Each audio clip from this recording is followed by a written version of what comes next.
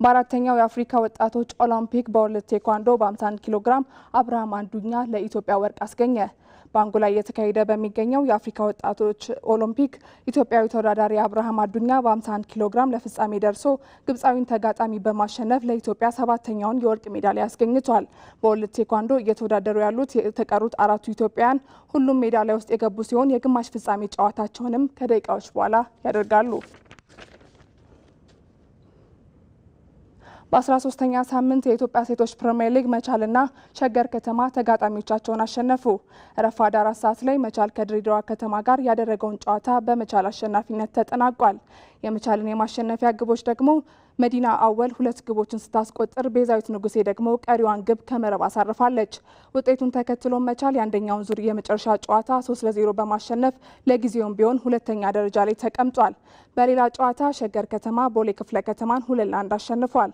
የሸገርን ሁለቱን የማሸነፊያ ግቦች ሰርካለም ባሳ ስታስቆጥር ሜላት አልሙዝ የቦሌ ክፍለ ከተማን የማስተዛዘኛ ግብ ያስቆጠረች ተጫዋች ነች። የሲቢ የኢትዮጵያ ፕሪሚየር ሊግ 10ኛ ሳምንት ነገ በሚደረጉ 3 ጨዋታዎች ይጀምራል። ቀን 9 ሰዓት ላይ በአዲስ አበባ ስቴዲየም ምድረገነት ሽረ ከባህር ዳር ከተማ ይጫወታሉ። ምድረገነት ሽረ በ9ኛ ሳምንት ከወላይታ ዲቻ አቻ ተለያይቶ ተጋጣሚው ባህር ዳር ከተማ ደግሞ በሸገር ከተማ ተሸንፎ ወደ አሸናፊነት ለመምጣት ወደ ሜዳ ይገባሉ ተብሎ ይጠበቃል። ነገ በተመሳሳይ በአዳማ ሳይንስና ቴክኖሎጂ ዩኒቨርሲቲ ስቴዲየም 9 ሰዓት ላይ ኢትዮጵያ ንግድ ባንክ አርባ ምንጭ ከተማን ይገጥማል። በአሰልጣኝ በጸሎት ልዑል ሰገድ የሚመራው ኢትዮጵያ ንግድ ባንክ በሊጉ ያደረጋቸውን ያለፉትን 5 ጨዋታዎች ማሸነፍ አልቻለም።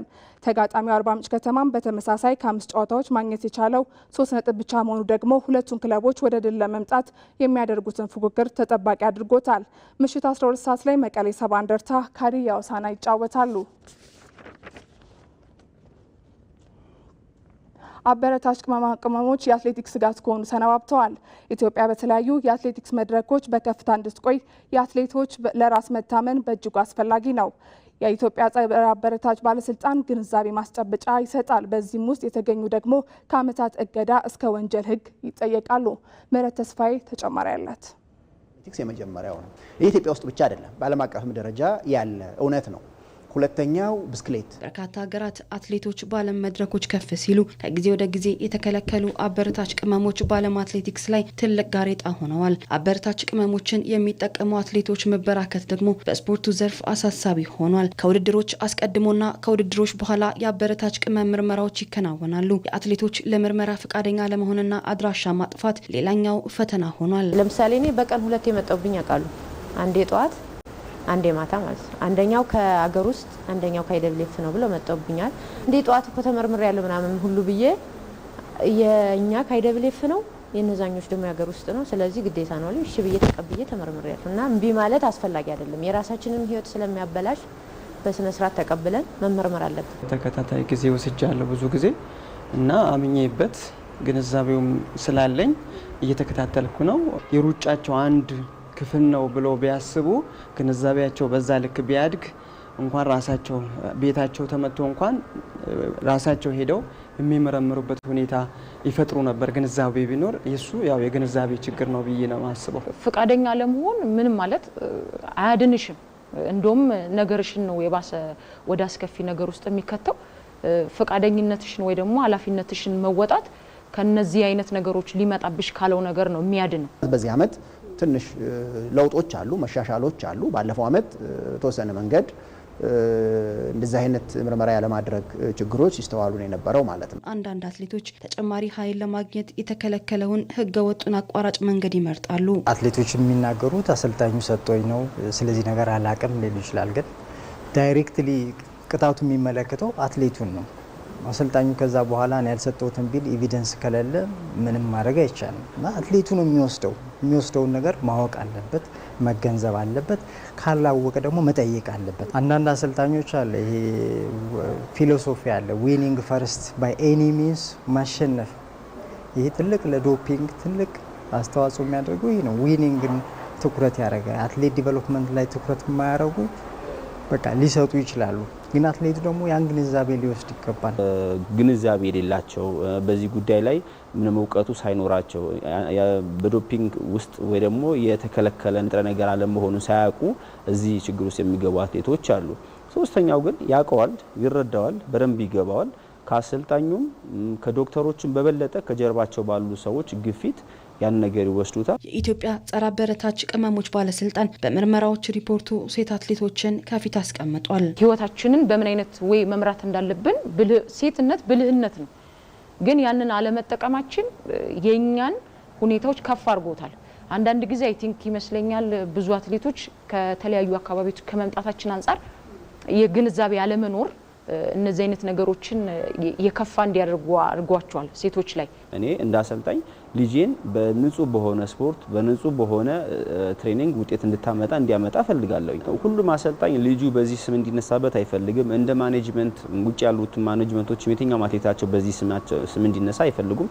አሰልጣኝም ልጁን ኮትኩቶ አሳድጎ በዓለም ሻምፒዮና በኦሎምፒክ አለን። ለምሳሌ ዛሬ የተቀጣ ልጅ የ4 ዓመት ውጤቱ እንደሚሰረዝ እናውቃለን። አለማወቅ ከተጠያቂነት የማያድን ሲሆን በዚህ ውስጥ የተገኙ ሁሉ በወንጀል እስከ መጠየቅ ይደርሳሉ።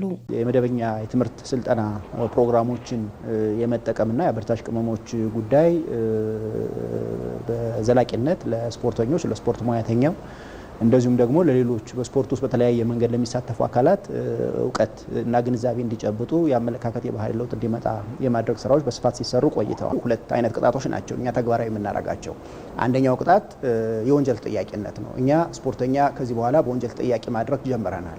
ስለዚህ የተከለከለ አበረታች ቅመም የተጠቀመና የሕግ ጥሰት የፈጸመ አካል በአስተዳደራዊ ቅጣት ሲደመር በወንጀልም ጭምር ተጠያቂ ይሆናል። 3 እስከ 5 ዓመት ሊደርስ የሚችል ጽኑ እስራት የወንጀል ሕጋችን ይደነጋል። እሱን በአግባቡ ተግባራዊ እናደርጋለን። ጀምረናል። የተከሰሱ ጉዳያቸው በፍርድ ቤት እየታየ ያለ አትሌቶች እና ሌሎችም አካላት አሉ።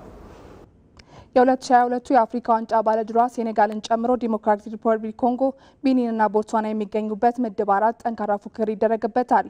በአፍሪካ አህጉር የዓለም ዋንጫ ማጣሪያም አንድ ምድብ ላይ የነበሩት ሴኔጋልና ዲሞክራቲክ ሪፐብሊክ ኮንጎ በአፍሪካ ዋንጫም ዳግም ተገናኝተዋል። አብርሃም ተስፋዬ ተጨማሪ አለው።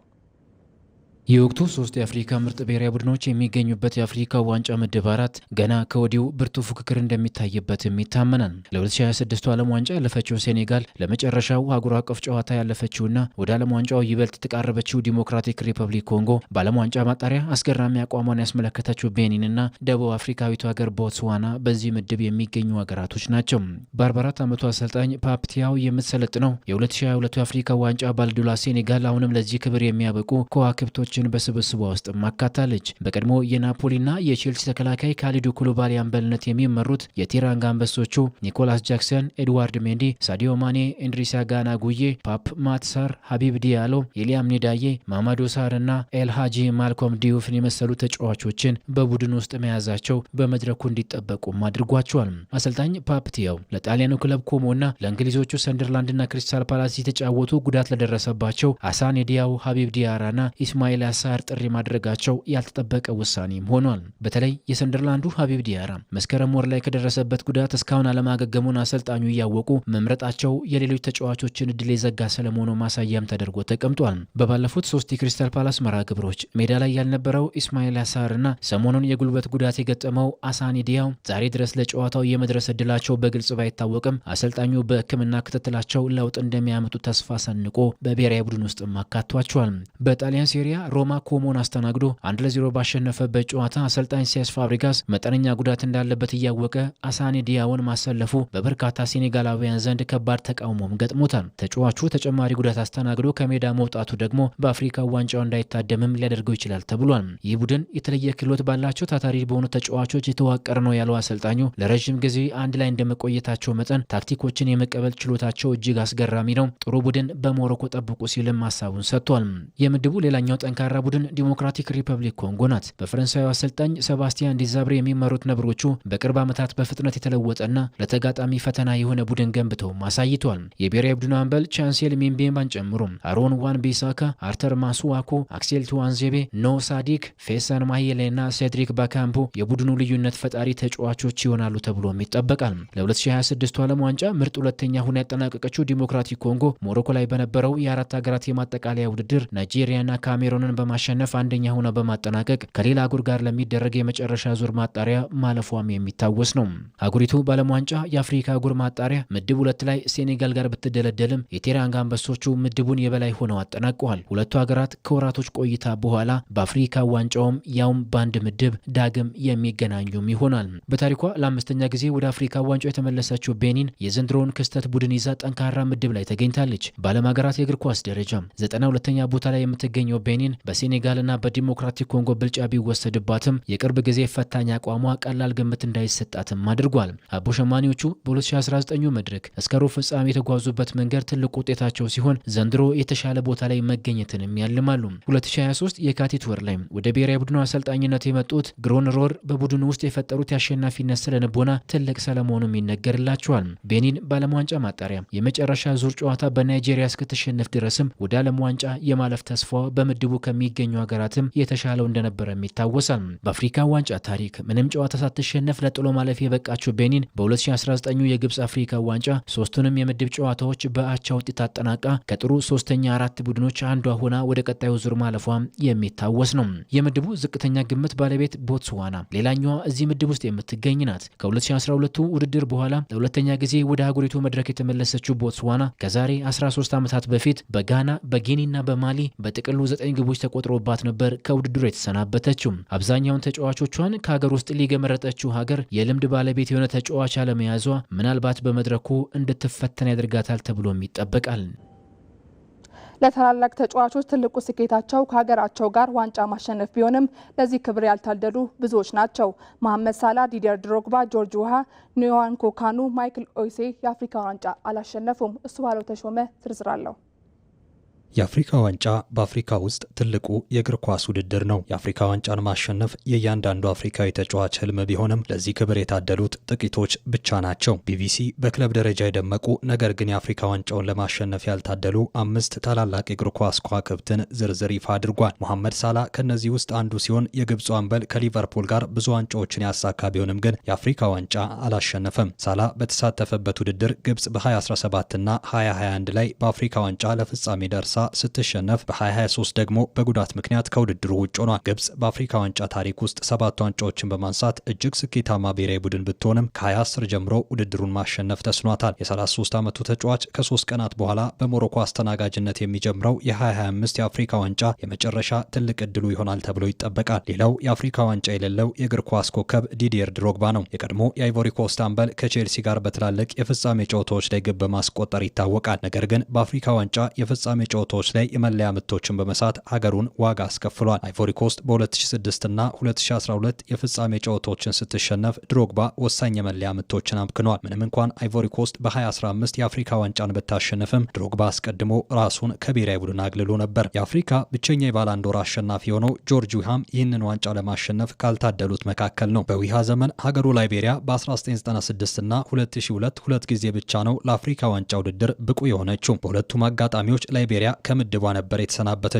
ዊሃ በእግር ኳስ ሕይወቱ አንድ የአፍሪካ ዋንጫ ውድድር ግብ ብቻ አስቆጥሯል። በኋላም የላይቤሪያ ፕሬዚዳንት ሆኖ ሀገሩን ማገልገሉ ይታወቃል። ምንም እንኳን ዊሃ በክለብ ደረጃ ስኬታማ ቢሆንም ሀገሩን ለዚህ ክብር ማብቃት አልቻለም። የናይጄሪያው ኒዋንኮ ካኑ ከአያክስ ከኢንተር ሚላን እና ከአርሰናል ጋር እጅግ ስኬታማ ጊዜን አሳልፏል። የሻምፒዮንስ ሊግ፣ የአውሮፓ ዋንጫና ሌሎች በርካታ ዋንጫዎችን አሸንፏል። በ1996 ከናይጄሪያ ጋር የኦሎምፒክ ወርቅ ቢያሸንፍም የአፍሪካ ዋንጫ ለመሳም አልታደለም። ናይጄሪያ በ2000 የአፍሪካ ዋንጫ የፍጻሜ ጨዋታ በመለያ ምት ስትሸነፍ ካኑ መለያ ምቶችን ከሳቱ ተጫዋቾች መካከል ነበር። ካኑ የብርና የናስ ሜዳሊያዎችን ይዞ ጫማውን ሰቀለ። የጋናው ሚካኤል ኤሲየንም በዋንጫ መደርደሪያው የአፍሪካ ዋንጫ የሌለው ሌላኛው ተጫዋች ነው። ሚካኤል ኤሲየን ከአፍሪካ ምርጥ የመሃል ሜዳ ተጫዋቾች አንዱ ነበር። ከቼልሲ ጋር በክለብ ደረጃ ሁሉንም ነገር አሸንፏል። ነገር ግን ጋና ለመጨረሻ ጊዜ የአፍሪካ ዋንጫን ያሸነፈችው በ1982 ከኤሲየን ዘመን በፊት ነው። ጉዳት የኤሲየን የአፍሪካ ዋንጫ ውድድሮች ላይ ተጽዕኖ አሳድሯል። በ2008 ጋና የውድድሩ አዘጋጅ በሆነችበት ወቅት በጣም ጥሩ እድል ተፈጥሮ ነበር። ነገር ግን በግማሽ ፍጻሜው ተሸንፏል። በ2010 ጉዳት ጋና በግብፅ የፍጻሜ ጨዋታ ስትሸነፍ እንዲመለከት አስገድዶታል። የአፍሪካ ዋንጫ ማሸነፍ ቀላል አይደለም። እነዚህ 5 ከዋክብት በእግር ኳስ ሕይወት ትልቅ ታሪክ አስመዝግበዋል። ነገር ግን ለሀገራቸው የአፍሪካ ዋንጫውን ማምጣት አልቻሉም። በመጨረሻም የጣሊያን ሱፐር ካፕ የግማሽ ፍጻሜ ጨዋታ ዛሬ ምሽት ሲደረግ ናፖሊ ከኤሲ ሚላን የሚያደርጉት ጨዋታ ይጠበቃል። የማሲሚሊያኖ አሌግሪ ኤሲ ሚላን በዚህ የውድድር ዓመት ናፖሊ ላይ ድል ቢያስመዘግብም በምሽቱ የሱፐር ካፕ ጨዋታ ከባድ ፈተና እንደሚገጥማቸው ይጠበቃል። ሚላን አነስተኛ የጡንቻ ጉዳት ያጋጠመው የቁልፍ አጥቂው ራፋኤል ሊያውን ግልጋሎት የማያገኝ ሲሆን በናፖሊ በኩል የተመዘገበ አዲስ ጉዳት የለም።